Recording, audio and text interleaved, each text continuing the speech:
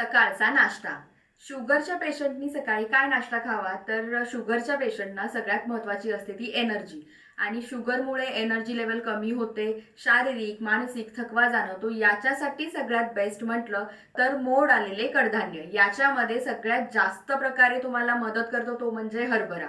हरभरा खाल्ला की माणसं बघा कशी हराभरा होऊ शकतात, बरोबर ना?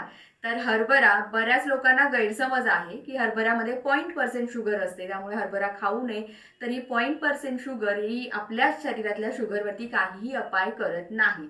मूठभर हरभरा रात्री भिजत घालायचा आणि सकाळी उठल्यानंतर तो ॲज इट इज खाल्ला तरीही चालतो. अगदीच तुम्हाला चवीत बदल म्हटलं तर काही वेळेस थोडंफार मीठ घालू शकता, काही वेळेस थोडीफार चटणी मीठ घालून तुम्ही थोडं चवीनुसार करू शकता.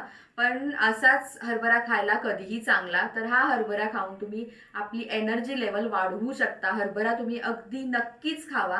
त्याच्यानंतर गोबीचा पराठा सुद्धा उत्तम आहे. गोबी हा शरीरातलं कोलेस्ट्रॉल कमी करतं आणि स्किनसाठी सुद्धा एकदम उत्तम आहे. त्यामुळे गोबीचा पराठा करून तुम्ही खाऊ शकता.